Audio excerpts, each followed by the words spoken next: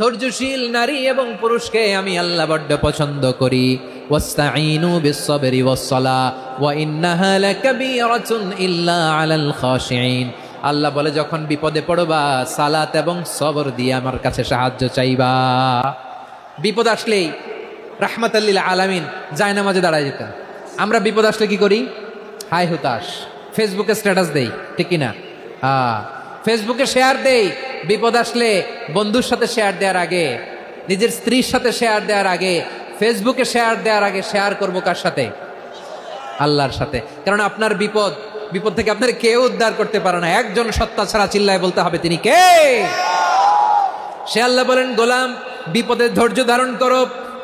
আল্লাহর হাবিবকে আল্লাহ সান্ত্বনা দিচ্ছেন, ওয়াসমির আলা মা ইয়াকুলুনা ওয়াহজুরহুম হাজরান জামিলা। ও নবী, ওরা যা বলে মন খারাপ করবেন না, মন ভাঙবেন না, ধৈর্য ধারণ করুন। ওয়াহজুরহুম হাজরান জামিলা, তাদেরকে সুন্দরভাবে ইগনোর করুন। আমার নবীকে গালি দিত কবি বলে, গণক বলে, পাগল বলে, জাদুকর বলে, লেস কাটা বলে। আমার নবী নাকি লেস কাটা, নাউজুবিল্লাহ পড়বেন না। আমার নবী নাকি নির্বংশ, ওনার বংশ নাকি দুনিয়াতে টিকবে না। বলে মুহাম্মদ, তোমার কোনো ছেলে সন্তান বেঁচে নাই, তোমার বংশ নির্বংশ হবে। আল্লাহ বলে ইন্না শানিয়াকা হুয়াল আবতার। আমার নবীকে যারা বলেছে নির্বংশ, ওরাই আসলে নির্বংশ, ওরাই পিতৃ পরিচয়হীন জারদ সন্তান। চিল্লায় বলো ঠিক কিনা? ওয়া রাফা'না লাকা যিকরাক। আল্লাহ বলেন, নবী আপনার সম্মান আমি বাড়িয়েছি, দুলোক ভোলোক ছাড়িয়ে, সাতাকাশ মারিয়ে আমার আরশ পর্যন্ত আপনার সম্মানকে বুলন্দ করেছি। যেখানেই আমার নাম নেওয়া হয় সেখানেই আমার নবীর নাম আছে না নাই? এজন্য বিশ্বনবীরে তারা গালি দিত। বিশ্বনবী যেন গালি শুনে মন খারাপ না করে আল্লাহ বলেন, নবী ওয়াসবির আলা মা ইয়াকুলুন, ওরা যা বলে বলুক, আপনি মন খারাপ করবেন না।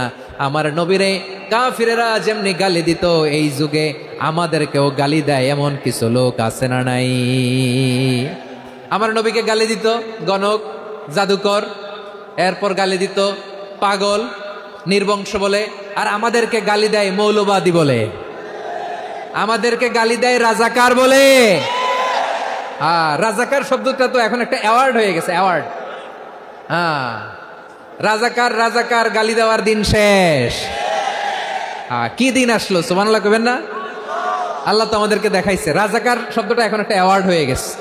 সুবহানাল্লাহ, সুবহানাল্লাহ। পরিস্থিতি পাল্টে দিতে আল্লাহর সময় লাগে না। চিল্লায় বলেন ঠিক কিনা?